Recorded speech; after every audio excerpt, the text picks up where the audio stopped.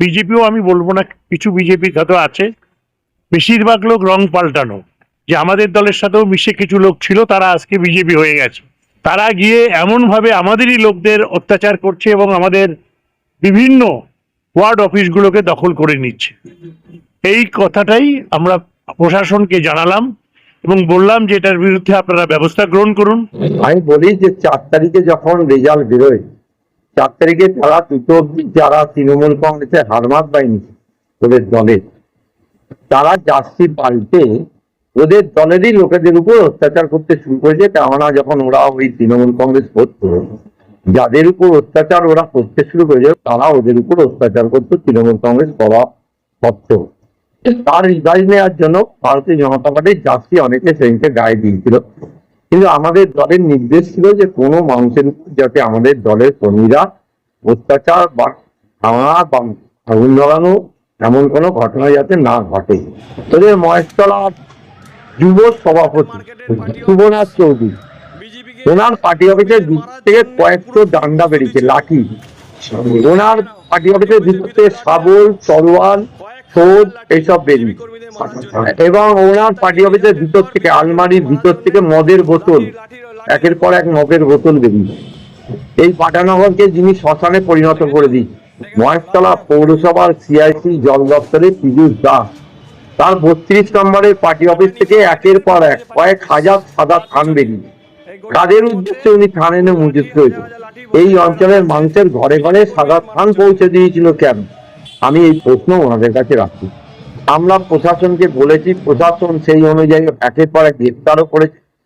এবং ওনার পিতা মহেশতলা পৌরসভার চেয়ারম্যান, উনিও স্বীকার করেছেন আপনাদের মধ্যে দিয়ে, উনিও বলবার চেষ্টা করেছেন বা স্বীকার করেছেন যে ভারতীয় জনতা পার্টির কোনো কর্মী নেই, ওনার দলেরই কর্মীরা জার্সি বদলে ওনাদের যে অত্যাচার তাদের উপর হয়েছিল তার রাগের বহিরাপ্রকাশ ঘটিয়েছে। বরকত মেসে হাসপাতালের সামনে যে পার্টি অফিসটা, সেটা শুধু দখল নয়, মানে রং করে একটু নামও দেওয়া হয়েছে অলরেডি। আমি বলি ওটা আমাদের দলের কেউ না। আবার আমি বলছি, আমাদের দলের থেকে একটা পার্টি অফিসও আমরা দখল করিনি। আমি বলি ওইটা ভারতীয় জাতীয় কংগ্রেসের পার্টি অফিস ছিল। ওনারা গায়ে জোরে সেদিনকে দখল করেছিল ভারতীয় জাতীয় কংগ্রেসের পার্টি অফিসটা। আর ওখানকারই কিছু মানুষ যারা দীর্ঘদিন অত্যাচারিত হয়েছে, তারাই ওখানে নেমে এসে ওদের পার্টি অফিসটাকে পরিবর্তন করে দিয়েছে ভারতীয় জনতা পার্টি তার সাথে যুক্ত। 31 নম্বর ওয়ার্ডে পার্টি অফিসটা গেরুয়া রং করে দেওয়া হয়েছে, শ্যামাপ্রসাদ ভবন লেখা হয়েছে। তো সেই যখন ওদের সম্পর্ক নেই, তাহলে ওরা আমাদের পার্টি অফিসগুলো দখল করে, যেগুলো দখল মুক্ত করে দিক। ওরা বলুক পুলিশকে যে বিজেপির তরফ থেকে কোনো রকম পার্টি অফিস দখল করা হয়নি, যারা করেছে তারা দুষ্কৃতিকারী, আমরা আমাদের পার্টি অফিস বুঝে নেবো। আমাদের কাছে খবরও আছে তৃণমূল কংগ্রেস মন্দির এবং মসজিদে এমন কিছু ঘটনা ঘটাবার চেষ্টা করছে যাতে এই পশ্চিম বাংলায় আবার নতুন করে একটা দাঙ্গা সৃষ্টি হয়। তাই আমরা সমস্ত ধর্মের মানুষের কাছে আবেদন করব, আপনাদের ধর্মীয় স্থানগুলিকে আপনারা সুরক্ষিত রাখুন, আপনারা নজরে রাখুন, যাতে তৃণমূল কংগ্রেস এই নোংরা রাজনৈতিক খেলা পশ্চিমবাংলায় আর নতুন করে খেলতে না পারে। এটাও আমি বলবো যে যারা ভারতীয় জনতা পার্টিকে মারার জন্য, খুন করার জন্য সাদা থান, লাঠি, ছোট, শাবল, মদের বোতল জড়ো করেছিল, প্রশাসনকে বলবো তাদের বিরুদ্ধে ব্যবস্থা নেব। কিন্তু ঈশ্বরের কৃপায়, ভগবানের আশীর্বাদে, বাংলার মানুষের আশীর্বাদে পরিবর্তন ঘটেছে, তাই সারা বাংলা আজকে শান্ত আছে। আমার নাম তমনাথ ভৌমিক, আমি 155 মহেশতলা বিধানসভা ভারতীয় জনতা পার্টির প্রার্থী। আমার জীবনে দুটোই দল করেছি। আমার বাবা জাতীয় কংগ্রেসের নেতা ছিলেন এই অঞ্চলে এবং আমার পুরো পরিবার কংগ্রেস ছিল।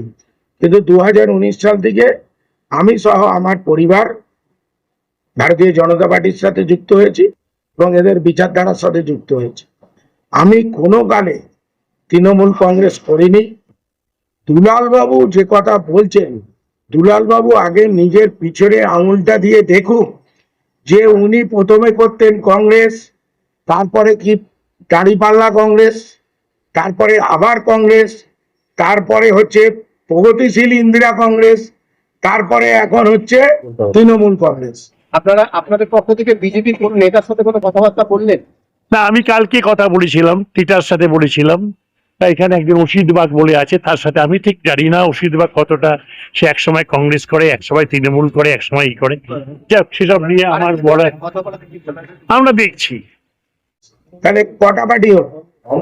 তাহলে উনি ভুলে গেছেন আর উনি না জেনেই একজনের সমালোচনা করছেন। আমি তো ওনাকে ফোন করতে যাইনি। ওনার যদি আমাকে, আমি দেখেছি উনি খুব তাচ্ছিল্যের সাথে কথাগুলো বলছিলেন, এখনো ওনার দম্ভ কমেনি। ওনার ছেলে জিতেছে তো কি হয়েছে? ওই তো একটা সম্প্রদায়কে বোকা বানিয়ে ওনার ছেলে মহেশতলা থেকে জিতেছে। আগামী ভোটে আর জিততে হবে না। পালিয়ে গিয়ে কোনো লাভ নেই, আপনি পালিয়ে গিয়ে কতদিন বাইরে থাকবেন? আসুন, আপনারা পাড়ায় ফিরে আসুন, দল আপনার সাথে আছে। আমি বিধায়ক সুভাষিস দাস, আমি আপনাদের সাথে আছি। যারা ভোট দিয়েছে তারা আগামী দিনে আর দেবে না, আমরা নিশ্চিত। কাজেই আমি বলছি, দুলাল বাবু আগে নিজেরটা দেখুন। জাতীয় কংগ্রেসের যে অফিস নেতাজি পার্ক সেক্টর 1-এ, সেটা কাদের অফিস? মিউনিসিপ্যালিটি আপনি যান, রেকর্ড দেখুন, ওই হোল্ডিং নাম্বারে কংগ্রেস ভবন বলে উল্লেখ করা আছে। আমি যখন বাটা ব্লক জাতীয় কংগ্রেসের সভাপতি ছিলাম, ওইখানেও মিউনিসিপ্যালিটির যে ট্যাক্স সে আমি ভরতাম, ওই নামের স্লিপ এখন আমার বাড়িতে খুঁজলে পাওয়া যাবে। ওই আমরা 2011 সালে এসে তো কেউ করিনি, আমাদের তো বলতে পারবে না কেউ, কোনো সিপিএম এর লোকে যে বলতে পারবে যে আমাদের উপর অত্যাচার করা হয়েছে। আর আমরা চেয়েছি বলে এখনো শান্ত আছে। আর ওনারা যদি এই রকম কথাবার্তা বলে, আমাদের যদি প্ররোচিত করে, তাহলে কিন্তু এর পর দায় আমরা নেব না, দায় ওনাদেরই নিতে হবে। আমি অসিত বাগ, কনভেনার, মহেশতলা ভারতীয় জনতা পার্টি। এমনই তাজা ও গুরুত্বপূর্ণ খবর পেতে খবর শোধন চ্যানেলটি সাবস্ক্রাইব করুন এবং নোটিফিকেশন পেতে বেল আইকনটি টিপুন।